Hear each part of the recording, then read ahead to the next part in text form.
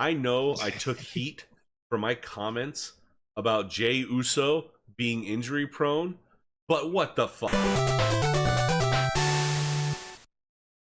Welcome back, everyone, to another episode of the Wrestling is Now Shitty podcast. Dr. Legend, joined as always my esteemed colleague. I'm working the graveyard shift, and it starts at midnight. Ay, ay, ay, cantan señores, porque el grande americano es muy bueno y nada más. How you doing, buddy?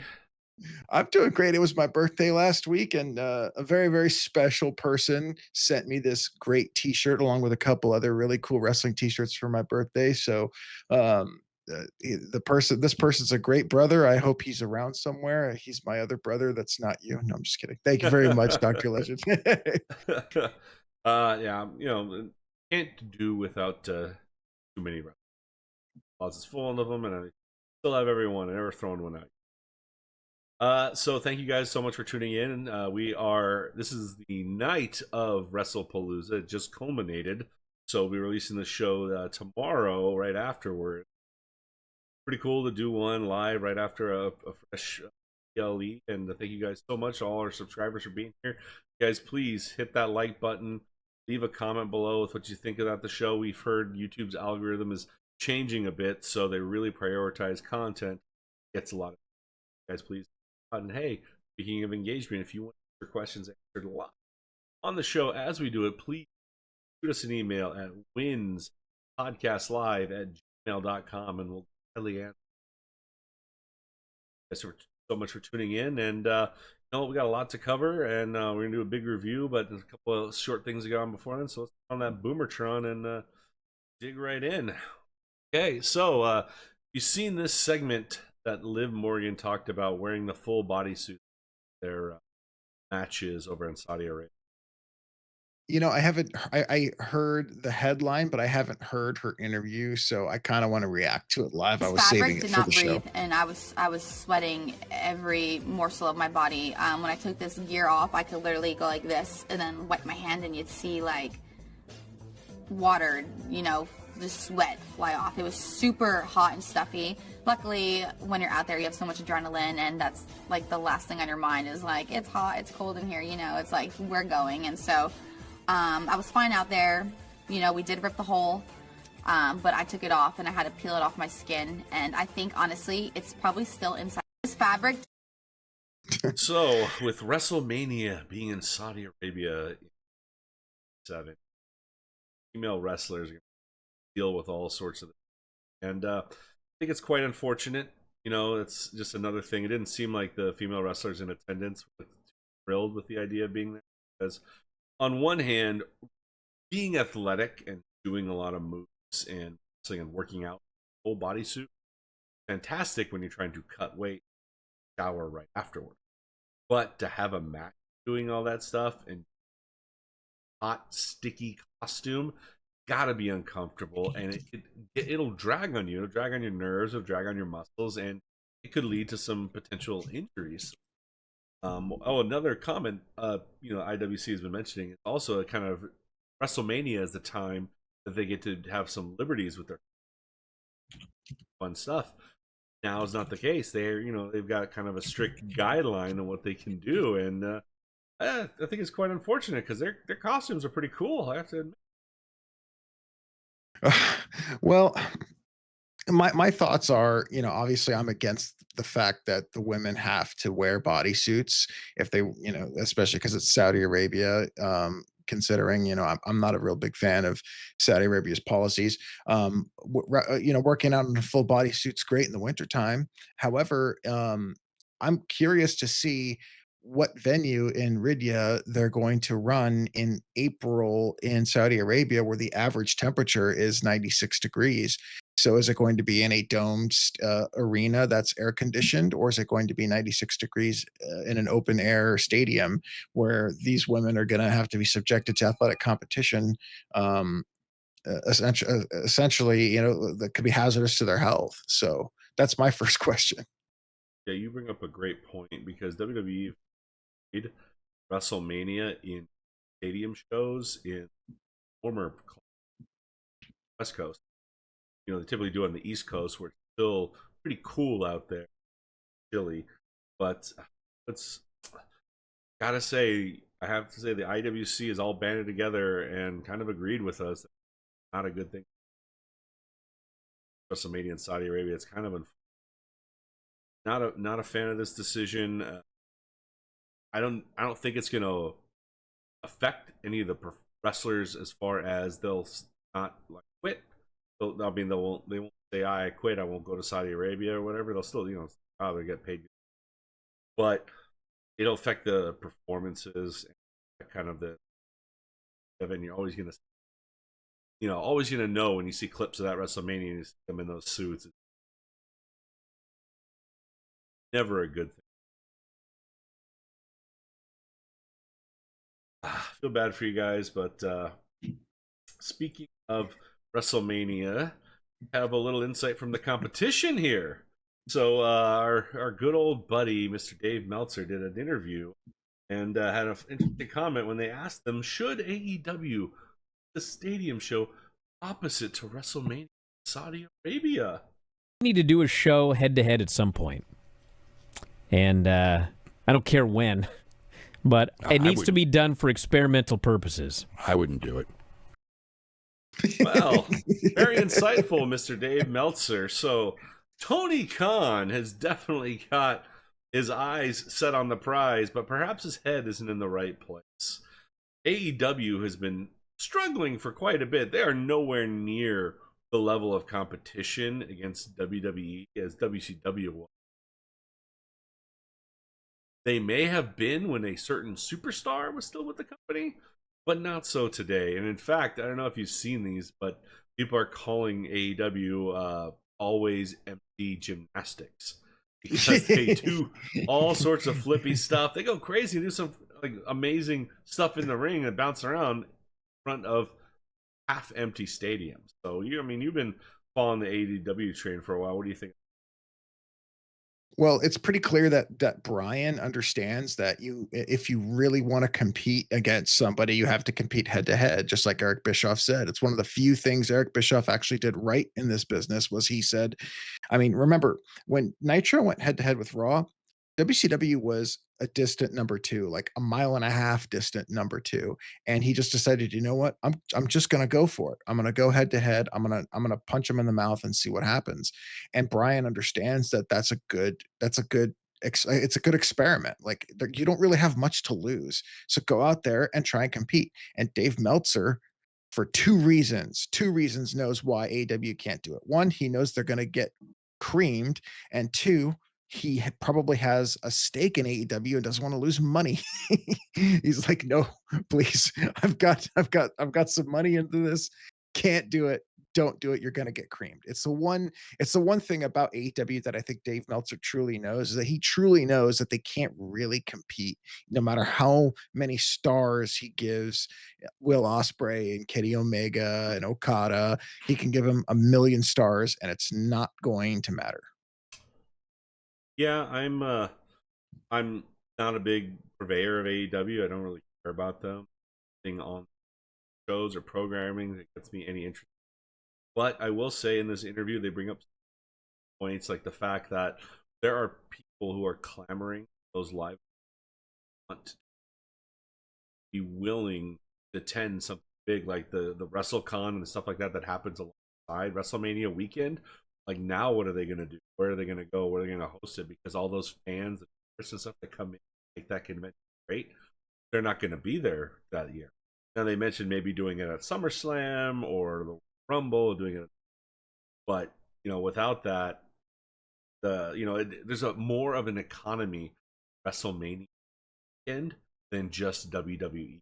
Like the event of it's the Super Bowl of professional wrestling. It's literally become that. Like, you can look back at the first 10 or 15 years of WrestleMania as nowhere near the spectacle. Like they have a convention for WrestleMania, fan convention people go to. It's a spectacle. It's a fantastic. AEW is nowhere near the place. And as much as you say, like, hey, they compete, go out there. Like, did TNA try to start the Monday Wars, and they couldn't cut it, so they got canceled? Yeah, they tried it in TNA, but the problem was is that TNA did not have they didn't have the momentum that AEW had. I would say AEW is in a better place than WCW was in 1995 because they have money, they have a very good television deal. Their pay-per-view numbers aren't bad. They're like low six-figure pay-per-view numbers. So why not compete? I mean, they went to Wembley and sold 70,000 tickets. Um, why can't they go to Levi Stadium and try and sell 50,000 tickets there, or AT&T Stadium in Dallas and try and I mean they did actually, yeah, they did Global Life Park and they sold some tickets there.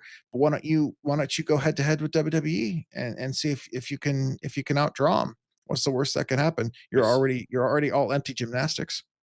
still think they're missing the crucial key star in the equation. WCW had Hulk Hogan, biggest name in the AEW industry. had two stars. They They had two did. stars. They did. And you know what? As much as I love Edge and Christian, they don't cut it.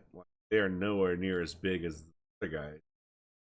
Great that they're there. It's wonderful they have people still want to see them, but they're not the draw as some. I think AEW is going to like that to be in the anyone else in WWE thing to like that. For me, it feels like AEW is kind of on life support right now, so they're going to need a shot in the arm. Hope they don't try it. Let's see. Yeah, it's pretty clear Meltzer's and Kanzi are telling him not to do it. Yeah. He was very, very adamant, guys. No. Yeah, I seen the book. So I like money. Yeah. All right. So our boy Bret Hart back in the media today and took some digs at Mr. Triple H, saying that wishes he'd been in the dressing room when he knocked Vince out because maybe he might not. Stephanie, that's a dig. But my favorite one here, he said there isn't a single Triple H match he would consider great. Called him phony. So I will admit my bias here. I have never been a fan of Triple H, not in the slightest. I think he's the most successful mid-card wrestler. Say he's a very safe wrestler, which is fine, but he is not majorly entertaining in the ring. He wrestles the exact same way. Tried to be the next Ric Flair, but he is a charisma vacuum. Doesn't have the same level of. Tried to draw heelish heat by being a dickhead, but in the wrong way, because he was surrounded by that veil of power, the McMahon family. No one could ever take him properly seriously. Well, it's nepotism. Married to the boss's daughter. Of course he's going to win. And it just dragged on and on. And he's the reason why SmackDown took them over in the ratings during the initial draft back in the early 2000s. And I have to say, if you look down at some of these comments, some of the people are always dig at Bret Hart. And I feel bad. They're saying, oh, he's just bitter. He's like, Bret Hart's leaving comments. Why does he always talk crap about people? He's just a hateful person and yada, yada, yada. But I don't think a lot of people realize where Bret is. Bret is almost like us in a way. He loves professional wrestling. And it from both a spectator and somebody who is on the side. He knows the ins and outs of the sport. And when one of the best of the business tells you that this guy is shit, I'm inclined to believe it. Because his Mount Rushmore of wrestlers are not the most charismatic wrestlers on the planet, but they are some of the best in the ring. So that's where Bret's mindset is at. So when he says about Triple H never having a great match, I really tried to look at and believe it. And if you go look at WWE's list of top WrestleMania matches, Bret Hart is on there 3 times before Triple H's first. So I think the only match of Triple H where I really thought they did a good job was his 3 Stages of Hell match with Steve Austin at No Way Out 2001. I thought that was a brilliant match. and I thought they did well. But um, and I'm going to admit my bias. Obviously, I'm the biggest Bret Hart mark on the planet, and I think Bret Hart takes the business super seriously because it's the business was his life. His father was Stu Hart. His every brother of his was a professional wrestler. Every sister of his married a professional wrestler. His entire life is professional wrestling. So he takes it seriously. However, I do feel like I hate to say it, but he's starting to like he is bitter about how his career ended and how it all played out. And I think he kind of needs to get over it a little bit, like Triple H honored him with another Hall of Fame ring. Clearly he respects him. And obviously I know that Triple H is the guy that kind of was he Triple H was the spark plug for the uh, the Montreal Montreal Screwjob. screw job. And I get it. He's not happy with him. And he always felt he was kind of an ass kiss. But I don't quite understand why he needs to kind of go after him anymore. Like, I don't know, man. Just kind of take a chill pill. You're being honored right now. A lot of the top stars in wrestling are big fans of yours because they grew up watching you. The Sami Zayns, the Kevin Owens, the Punks, the Danielsons. They all grew up watching him. So I feel like maybe he should make a more positive turn. I think he should focus on the positives instead of the negatives. But I don't think he's wrong about Triple H being a phony in that aspect. However, Triple H is a pretty damn good booker, and I think he's pretty qualified to be the booker. But in terms of in the ring, Brett's not wrong. Yeah, I can agree, and I do agree with some sense. I wish Brett, talk more positive about stuff. For as much he digs at others wrestlers, he's mentioned positive stuff about Hulk Hogan, which someone Yeah. said with plenty of negative. But this people also realize that this is Brett doesn't sit in a chair at home and he picture Triple H and he goes on social media. Well, fuck that guy. You're like, now he just thinks of bad stuff. He gets interviewed and they ask him questions about people, and then they'll pick out the juicy Yeah. stuff that brings heat. That's all it is. This was like a 3-hour sit down podcast, I think, and this was probably like 10 seconds of it. So I mean, I get that too, but I mean, I don't know. I think he's old enough to where maybe just stick to the positive stuff and just kind of leave the negative stuff alone. I'm much to agree. I'm taking Brett's side on this one because he got snubbed. He gets every time they dig shit at him, he gets to throw shit back. That's it until the slate is even. All right, we have an update finally about the Raja Jackson situation. He was arrested the last night or yesterday morning in his home. LAPD took him in and charged him with felony battery and serious bodily injury. Now, in California, this crime can lead up to 4 years in prison. That's the maximum. Or up to 6 years, depending on how serious the injuries. And the qualifiers for that are concussions, broken bones. Definitely know Stu had a concussion, had some fractures as well. So I know this is one of the weirdest cases I think that's happened in a long time. And we're, without divulging too much, we're both around this sort of industry as well as law enforcement and things like that. Have you ever heard of a case like this where someone waited weeks to get charged? So I want to go over the charge first. The charge is California Penal Code 243 subsection D, which is a wobbler, which means the prosecutor can charge it as a felony or a misdemeanor. And in this case, the prosecutor charged him with a felony. And this is why I think they charged him with a felony and why it took 4 weeks. Here's why it took 4 weeks. They had to do a lot of digging, and there probably wasn't the best of cooperation amongst the promotion. And secondly, it was also a professional wrestling event, and he was booked to enter the match and just took it too far. So the prosecutors and the investigators probably aren't as familiar with the professional wrestling etiquette and culture and kind of had to smarten themselves up and go, okay, well, what do you mean he was supposed to go in there and beat him up? Then what was this just an accident? I mean, wrestlers get hurt all the time, right? It's just an accident. How do we know? so they had to like, no, here's why he took it too far. Here's the video evidence. Here's the text messages. There's just a lot going on. So I'm not shocked that it took 4 weeks considering the circumstances. Um, what did shock me though was that you charge him with 243D as a felony. I work for the California Department of Corrections, and I've never seen anybody with a commitment offense of 243D. My guess is that they overcharged him to, at the very least, get him a misdemeanor with some jail time and avoid prison time because he's going to have a good lawyer. So that's my thoughts. Yeah, so he was set at $50,000 bail, which I've already posted already. And he's a first-time offender, so they're not going to throw the book at this. They're going to look at the instance and say, okay. And remember, the idea of corrections is one for rehabilitation, take out dangerous people in society.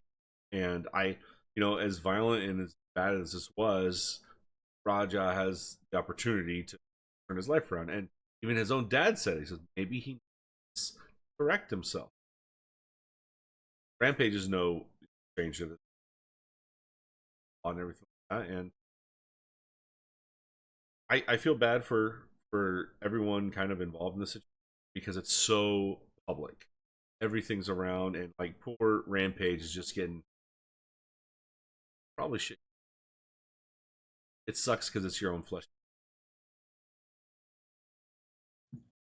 Don't want to go into any kind of situation, especially with both a level head, but you want to protect your kid. And I believe there's a video also, Raja talking about having money, struggling financially. So, I can't imagine his dad did. He already has a lawyer. So for me, if at the end of the situation, let's say, put yourself in Rampage's, would you go to trial and try to get the least sentence possible, or would you hope to circumvent that and do the best plea deal possible?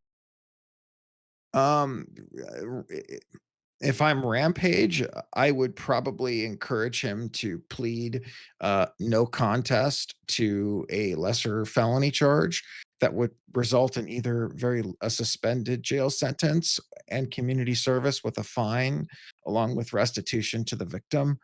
That's what I would probably do. Is maybe let him sit in a jail cell for 180 days and see if that fixes him. Um, the more I think about it, the more I'm like, okay, well, yeah, they charged him with the most that they could charge him, knowing that he's going to get the right lawyer to bail him out. I can't imagine that once it's settled. I mean, I'm pretty sure Rampage was mad when he gave that interview. Maybe he's calmed down now. I think he's going to calm down now and realize, okay, let's talk. Let's do the best we can and get the best deal we can. So, but I don't think he's going to. I think he might actually be sent probably he might get a year of jail time with 9 months suspended. That's kind of where I'm thinking. I think the public will have any influence so publicized. AG or anyone else is looking at really, really focus and get a proper conviction out on us. My guess is that obviously the state is going to want to go to trial just for the publicity. But there's also a risk of a not guilty verdict. So that's probably why they charged him with a felony to kind of scare him into a plea deal that's likely to result in jail sentence so that they can kind of save face. Because this isn't something that the DA was hunting for. Raja wasn't on their radar. He wasn't a criminal. But it wasn't enough to get them to want to go to trial. So I'm pretty sure they're just like, okay, we arrested him and we're going to put him in jail for a little bit. We're going to find him guilty and put him in jail. He's not going to get away scot free, but we're going to put him in jail for a little bit. So I think that's probably what's going to happen. Yeah, this might be the last we hear about the situation for a while until follow it, and if any updates or anything interesting happens along the way, we'll touch base on it. I think we covered it. What do you? One quick thing: are you happy that he got arrested? I mean, it's not. I can't say I'm happy because it's not no skin off my teeth. Whether I'm not involved in this at all. I'm only a commentator looking in on it. I'm for me, it's more along the lines of just doing right by those who are most. Sicko Stu, at the end of the day, he's the one that suffered this violent assault. He got major injuries, lost teeth, things like he's got to be dealing with these problems for the longest time. And I think the worst thing that could happen is after all this stuff happens to you, and you want to see justice for yourself and or your assailant, and you give him the least thing. Like, him being arrested, at the very least, I'm glad that the Justice Department is doing restitution, because you imagine yourself in the victim. I think that's a very important thing to realize. We're talking about, oh yeah, F this. We're talking about the assailant. Look at what Stu's having. This guy is never going to forget this. He doesn't remember the beating, actually. But now there's video of it. Someone wants to troll this guy, get upset or mad at him. All they have to do is remind him or say Raja's name, and he's going to have to live with it for the rest of his life. To help ease that pain and burden a little bit, there has to be justice. So at the end of the day, that's what I'm hoping to see. Absolutely. Well, on to the main event for tonight's show. Wrestlepalooza was today ESPN's first foray into the PLE market with WWE, and I have to say, this was quite a different show than I was anticipating. So I was able to watch the show in its entirety. It's been a while since I was able to sit down and fully watch PLE from start to finish. And I watched some of the pre-show, which is very interesting. So I don't watch a lot of pre-shows, and I know they show a lot of promo packages. Maybe they do an interview, and then they have those guys sitting in front of the fans around the table doing the sports commentary talk. It feels like there was somebody in ESPN co-directing or watching over the shoulders of them, because this had a very sporty-like presentation. That in the sense where they would be parts of the arena in Indianapolis talking like, oh, this wrestler just walked by, wanted to sit through an interview, this might be going through his head, and it felt like a news, which is very different from WWE, because normally they just present storylines, or the interviewer will be there and he'll talk to a wrestler, and they're inconsequential. But with no wrestlers there, the interviewers were the star of the show, and they were telling this idea that, hey, this is a sort of sporting contest because they're on ESPN. And I found it a little odd, but I was like, okay, I hope this isn't like the full direction going forward, but it feels like this is the slant they're going to take to try to almost legitimize WWE as a sport of some kind, when we know it's fucking not. Like, that's the weirdest thing about this whole thing. Like, ESPN used to dig on WWE for years. They're not a real sport. We're the real athletes. And now they're back and they're married. It's almost like a storyline where two wrestlers were feuding and one wrestler injures the other. He goes away. And when that injured wrestler comes back, he's on the side of the guy who injures him. Because now we're like, Rush got bonsai dropped by Yokozuna. Came back as a Japanese sympathizer. Typhoon got injured by Earthquake, and they became tag team partners. So, only in wrestling can something this ridiculous happen. Here it is. Afterwards, the show, another weird thing that happened, never seen a show start with a promo package that was not about what the show card. So they showed a promo package of WWE and like athleticism, the sporting, and get this, during the intro of the show, like they would have pyros go off at big events. Like they showed Hogan slamming Andre and fireworks went off in the ring as he hit the mat. I'm like, what the hell?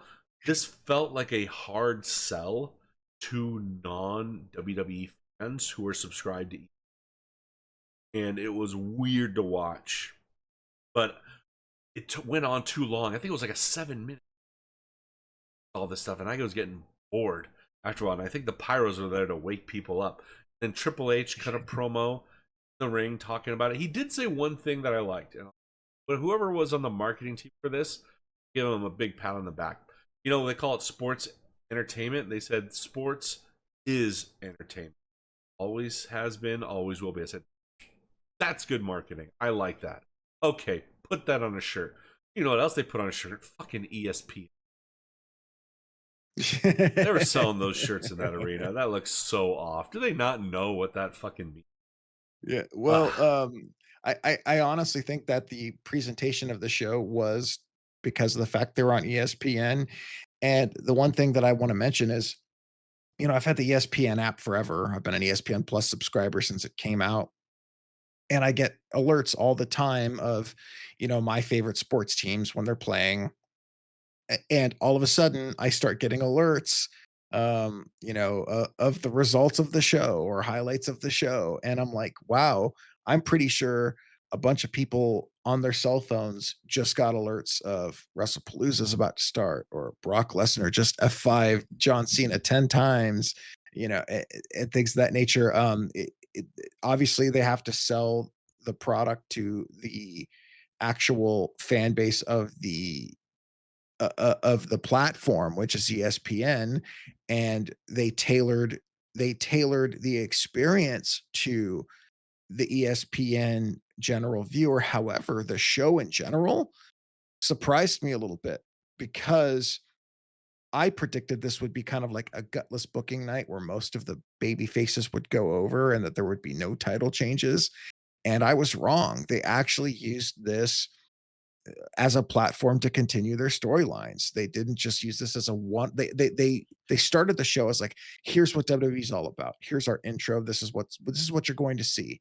And then they said, okay, here's our product, but we're still moving forward with our storylines. We're not going to do this one-off, match that doesn't mean anything.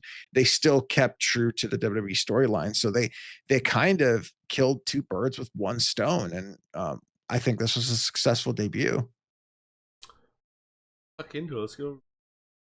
First thing I have to say, found my favorite sign of the night. So indicative of the current state of the product. Sold my house for this seat. And I believe tickets for this event at the front rows were in thousands, like $4,000 to $5,000 for those seats down there. I couldn't believe it. But I will say the arena was plenty packed. It did feel like there were some empty seats. Maybe 90 to 95%, which you couldn't really tell at certain parts, but they did a good job of always empty. So let's talk into first match of the night. Brock versus Cena. And I will admit, when we did our show last week, we were told that Brock and Cena were going last. Which, had I known they were going first, I would have changed my on who. But to call this a match, fucking generous, okay? I don't know who booked this shit, but they should be fired. Like, there was a lot of heat, good intensity going into this match. I'm not mad that Cena lost. I couldn't give a shit. Okay? Cena, Lesnar, whatever. The booking of the match is what I had an issue with. They literally, throughout the whole match, did 3 moves, and 2 of them were their finishers. The other one was a damn German suplex a couple times. But Brock Lesnar coming back and having all the on him and everything, I hope whatever they did here is used as a tool to elevate him to do more and not just these one-off things. Like, I have no idea what they have planned for Lesnar, but I hope it's better than their plans for heel Cena and Travis Scott, The Rock early this year, because that was a disaster. I don't see this doing any good for either guy after a match like that. I mean, it was interesting to see, like, okay, see the fan. I think the fan reaction to this match were better than the match. I have to say though, I know Brock was going in promos he was cutting, and then showed a really cool interview with him. He says, "I don't care if it's a retirement tour. He's not going to make it to December. I'm going to end him right now." It's okay, cool, do that. And all we got at the end of it was an extra F5, and that wasn't. You know what I want to see from Lesnar? I really wish Brock would go back to his early 2000s when he was the cocky heel that would beat the crap out of you. Then he came out with the mariachis, which was taunting Eddie Guerrero before their match, and then he had the boombox Money in the Bank briefcase. You know what I would love to see Brock do? Remember Saturday Night Slam Masters? Yes. Alexander the Greater, his finishing move in that game is freaking F5 on crack, where he would throw a guy, spin him up in the air, and they would land on their fucking head. I want to see Brock come out in Conqueror's gear, like Alexander the Great, to take on, because like the Beast Incarnate can't be defeated. Like, put this guy on the pedestal he deserves. While we were watching this match, my wife kept asking me, like, Cena, who is this Brock Lesnar guy? I'm like, Brock will kill anybody in WWE. He goes, yeah, but that's in WWE. What about in real life? I said, no, in real life, he'll kill anybody. He goes, what do you mean he'll kill anybody? I was like, well, he's like a wrestling champion. I'm like, well, yeah, he's won a bunch of belts. Like, no, you don't understand. He is a wrestling champion. This guy won every single wrestling title that Kurt Angle did, except for the gold medals. This guy is a UFC champion. Shit out of real people. Brock Lesnar could snap anybody in WWE like a fucking twig if he wanted to. It's just, he's really good at, pulling his punches and handling himself in that ring. God bless Brock Lesnar, because he could really kill somebody and hurt somebody. You imagine Brock Lesnar's strength on Goldberg, Bret Hart would be dead. Yeah, no, they went. This match surprised me. They really put Brock Lesnar over. They have long. If you heard about, did you hear Paul Heyman's post-show little monologue on Brock? No. Well, go watch the post-show. It's really good. But basically, they've got a lot of long-term plans for Brock, and it's pretty clear they wanted to use Cena as like a stepping stool. And my guess is he's going to be in the main event picture, either with Cody or possibly like following Punk and Rollins' storyline. Whoever comes out of that one on top, it'll be interesting to see, because now, but it's good because now we've got another main event headliner. Cena, for the rest of his retirement tour, kind of on this losing streak, and maybe for his final match, he goes the time-honored tradition to win in his final match against whoever he faces. Or is this just a blip in the road? Because I don't know where Cena goes here storyline wise. Because again, I was pretty confident that like you can't have Cena lose on his tour so close to the end before his final match. I mean, yeah, he did lose to Cody at SummerSlam, but that was just to get the belt off him. He could carry it forever. I don't know. I think this might be just a blip just to kind of put Brock over, because they've got more long-term plans with Brock. He's got a much longer contract, obviously, and he's not retiring anytime soon. So my guess is that this is a blip. But the thing is that if he starts winning, the fans will start booing him again, because he's no longer the heel Cena. So he may have to win some, lose some until the end, and it depends on who he faces. But it's a time-honored tradition to do the job on your last match. That's just the tradition, and I think that's what's going to happen. He's going to go out the same way Ric Flair did. I'm sorry, I love you, and then take a finish, go 1, 2, 3, and then kiss everyone goodbye. And that's where I think it's going to go. Somebody better over fucking bear. Dude, what a waste of Kurt Angle's last match, man. What a freaking waste. All right.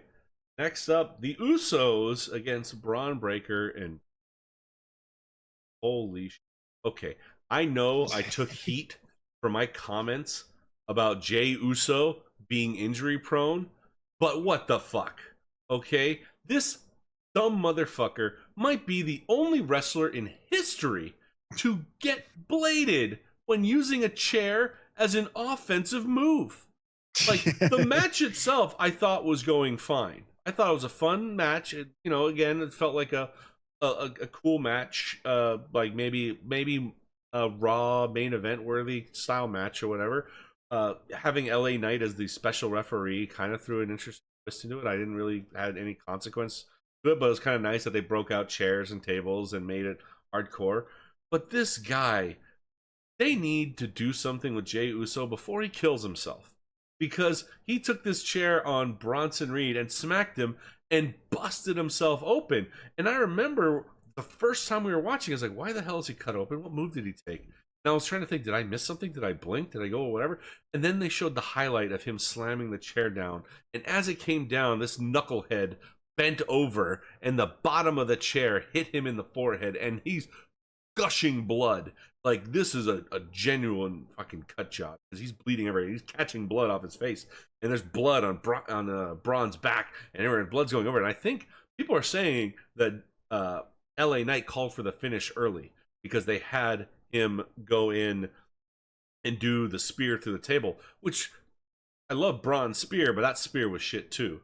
Okay, and they go through the table, they hit him, and then they do the pin. And right as the 3 count drops, just to add one more element of botch to this fucking match, the fucking table head covers Jimmy on top of him so he can't see his brother take the 3.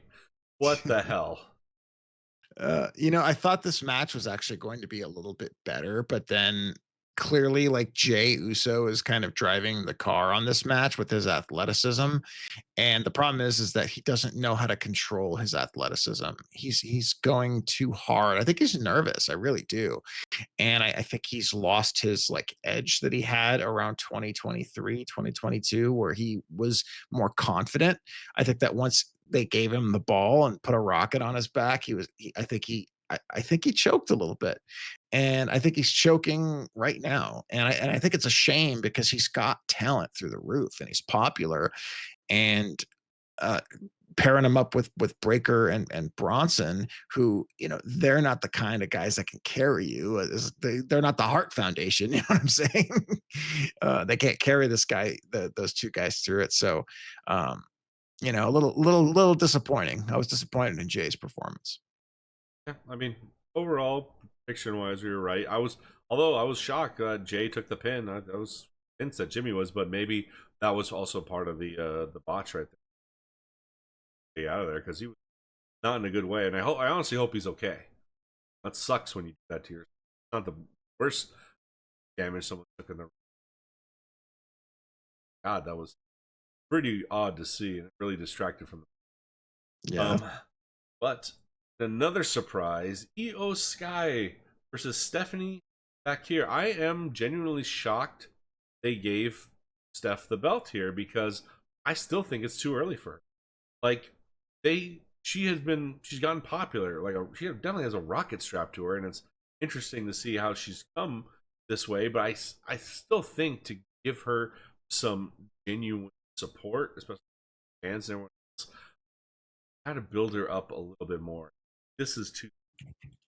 There are a lot of guys who had very shitty first, and it heavily affected them years to climb out of. CM Punk's first world title fucking almost buried him. Even his second one barely got better. It wasn't really established until later on, but that's also CM Punk. You're talking about professionally. There are guys who've gotten the belt that fucking died with it, died a slow death, and it's like, I think it's too early for her to take it, and I genuinely think that this was a decision made, like you were saying last time, feel good moment. Let her get the belt, do something nice, and this is definitely the match of the night for me too. Great match that they had. Very, very wonderful display of talent.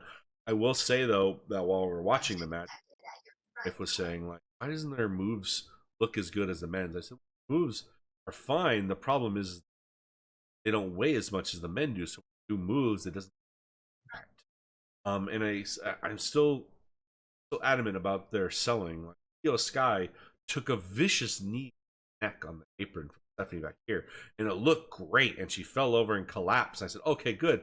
Sell this for a bit. Half a second later, she was crawling back to her feet again. I'm like, can't do this. You gotta milk the pain a little bit, make it look legit. Go after it a little bit. That was my only complaint about that whole match. But other than that, I thought it was great.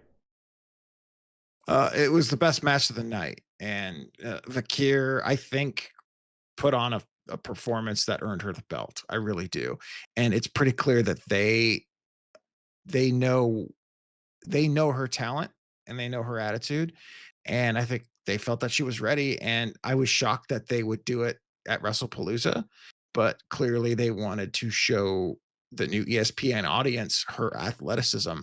This couldn't have been the best time to do it. They literally, the stars aligned, the planets aligned, and it was the perfect moment. They went for it, and it was a little bit of a risk, but it paid off. I, as I sit here, if you had told me, 3 days ago that they were going to put the belt on her, I would have said, I don't think it's the right time. Watch the match. It's the right time.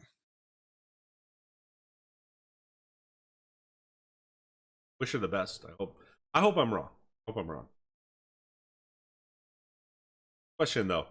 Do you think she'll be performing the Devil's Kiss at WrestleMania in WrestleMania 2027?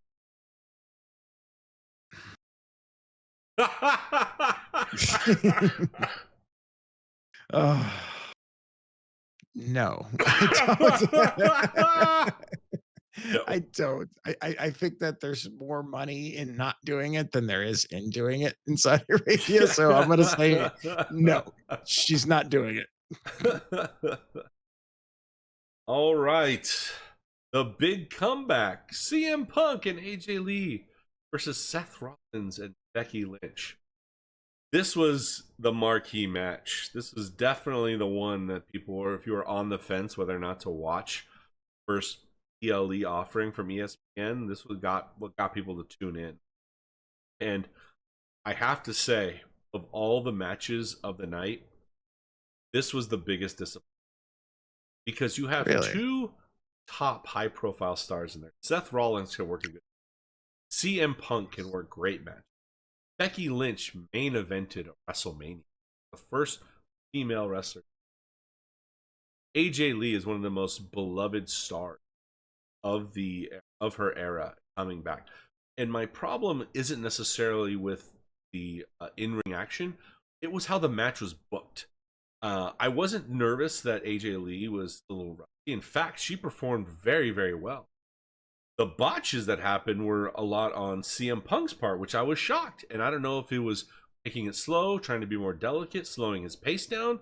But there was a moment in the match where he was supposed to do a hop-over spot with AJ and Seth Rollins, and he didn't catch her foot properly, so he slowed it down. And in wrestling, when you do botches, it really makes it fake. It takes you out of it. And that one was very glaring to me. I was looking at that when he missed the spot. I was like, oh god. And it was it would have been a fantastic spot if they got it right on the first. But another problem I had, damn you, CM. Okay, I don't know who teaches people in WWE how to do the sharpshooter, but you all should fucking stop, because nobody knows how to do that move properly. There are 3 people in the entire world that can do that move properly, and 2 of them are named Hart. Okay, that's it. No one else has done it. The Rock's sharpshooter is shitty. Everyone else who's tried it sucks.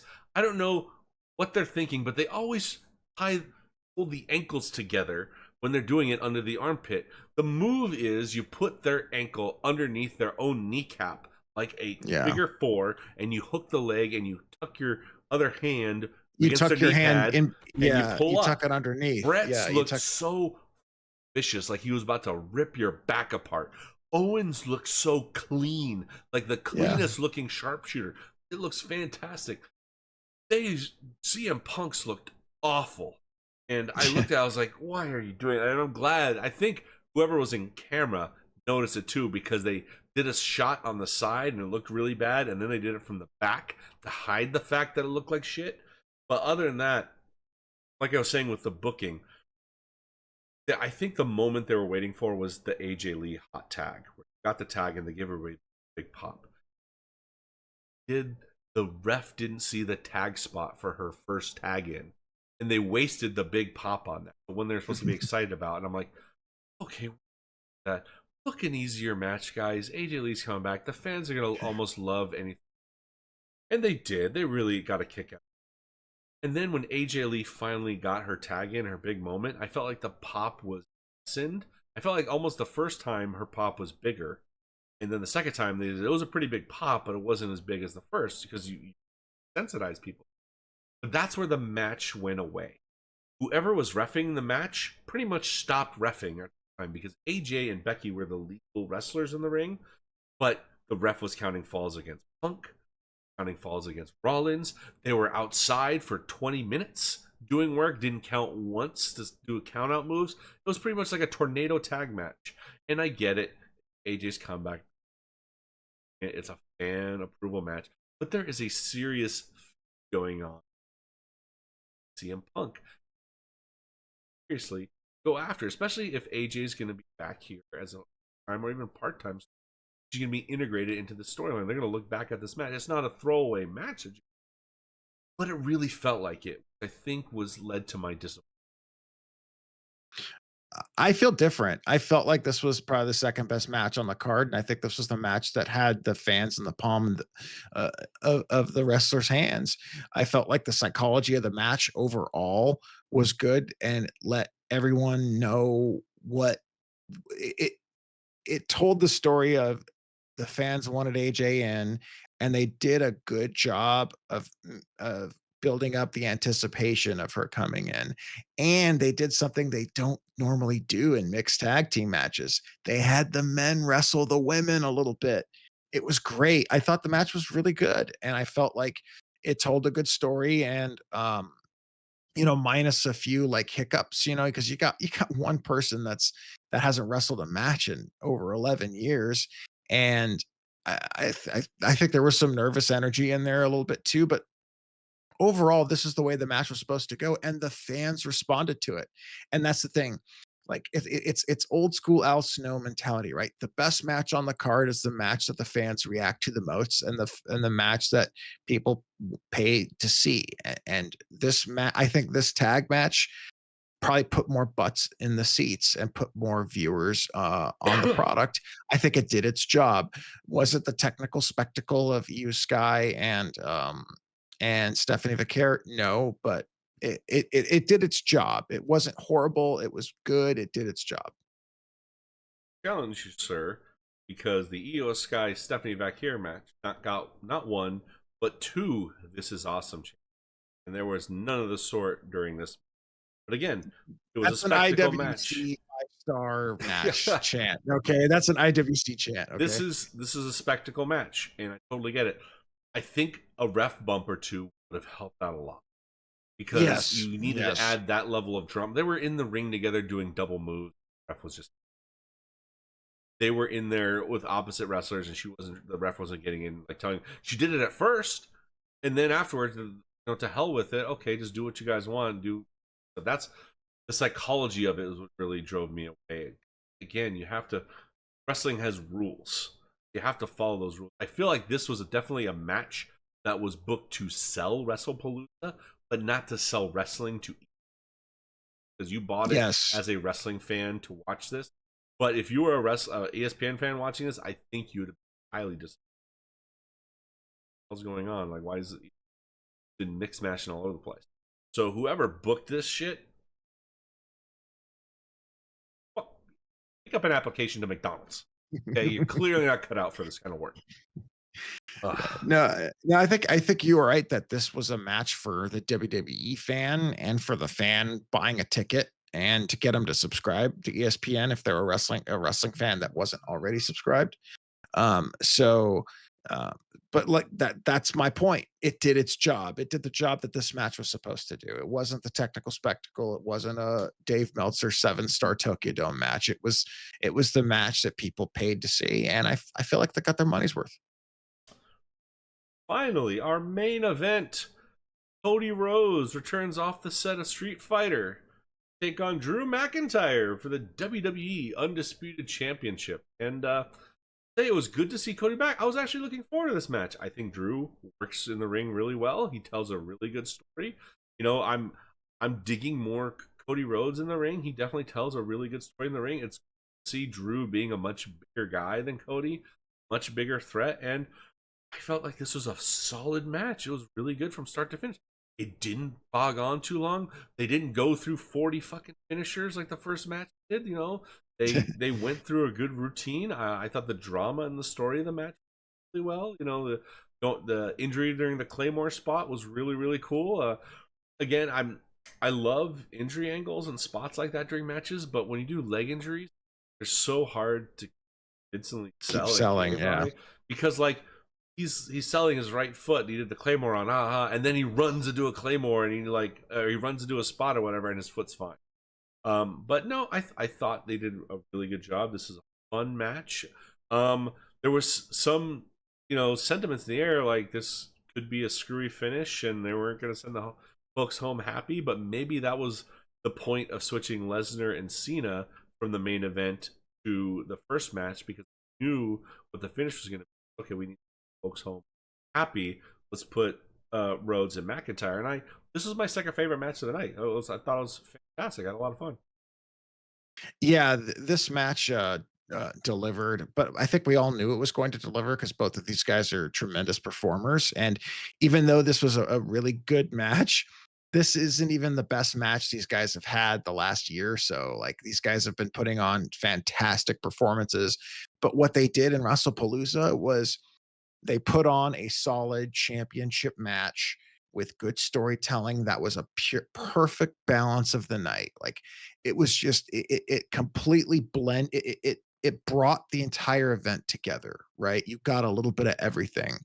And to kind of piggyback what you said about Lesnar, I think Lesnar on this card was to sell tickets because remember Lesnar's a former UFC champion. Um, and secondly, they put him first on the card because I don't think they thought he was going to have the best match. And if they put him on first, you would get that initial jump of people wanting to see, okay, Lesnar's going to be on first. I have to tune in right away. I'm not going to just wait until Twitter tells me that the match is going to start. So they did that for a couple reasons. And also, I do feel like Triple H still thinks the belt matters the most and put the title match last. But once again, this is why this show, in my opinion, this was a 9 out of 10 show. I thought it was great, and I think that Cody Rhodes has proven once again why they have to keep the belt on him for a little bit longer. Yeah, I agree with you. A lot of people were upset and disappointed. They were very mad at the results of the Cena Lesnar match because they thought it was basically a squash match. If you really look at it, so they were looking at it that lens. These two guys, they've put on great matches before. Why can't we get something else? Well, they're selling something different storyline wise. And I'll admit, I don't know if you noticed in the Lesnar, he seemed gas pretty quick. And I know he hasn't been in the ring in a while, but like Lesnar's a really good conditioned guy. I was kind of shocked to see him sucking wind as much as he was during the match, but like it felt like his pacing was severely reduced because he was taking his time after each move, and he was kind of, I thought at first, okay, good, maybe he's selling it, but like he's huffing and puffing really heavily. You okay? So Brock Lesnar is just turned 48. He's almost 50. That's what's crazy. And secondly, he's been off the air for a while too. And he's maintained his muscle mass, but I don't know if you remember his match with Undertaker at WrestleMania 30. He wobbled a little bit carrying the Undertaker. He might have big muscles, but he's no longer that the he doesn't have the athleticism that he had when he was like 23, 24, where he could bounce around fluidly.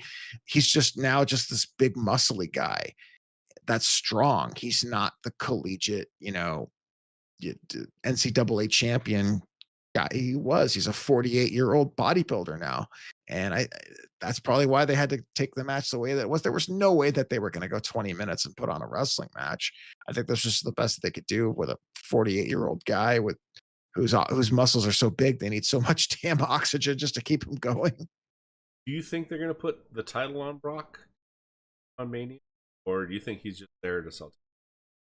He's there to sell tickets. He's a marquee name. They proved it by putting him first in WrestlePalooza, and that was actually the banner. Like when I turned on ESPN to get the event going, it was Cena Lesnar. It's just he's there to sell tickets. I don't think they're gonna put the belt. I think they'll put him in title matches, but I don't think he's gonna get the belt. I want to piss the IWC off next year, WWE. Make Cena a Punk and Brock the last two in the Rumble, and have Brock go over. Ooh, the heat, and then the Vision take all the belts at the end of Mania. If Vince was still here, they would have had him screw over Cody and then have him and Drew at Survivor Series and just put the belt right back on Lesnar. But I don't think Triple H wants to put the belt on. No, you're gonna drink up some you use him sporadically, like you'd mentioned in the past, and Yeah. as a marquee name, and fine. There was a wonderful sign out there. I don't know if you guys caught it, but WWE censored it at the end of the night. It was said, Brock Lesnar shouldn't be here, and we all know why. And I'm like, okay. Yes. All right. Well, Kudos to that person. That person had some guts. Yeah. Certainly something. All right. Well, that's all the time we have for this week's show, gang. Thank you guys so much for tuning in. Really appreciate it. Hope you guys will catch us again next week as we dig into the aftermath of us. So, signing off for Dr. Legend. So long, everybody, and have a great. See you guys.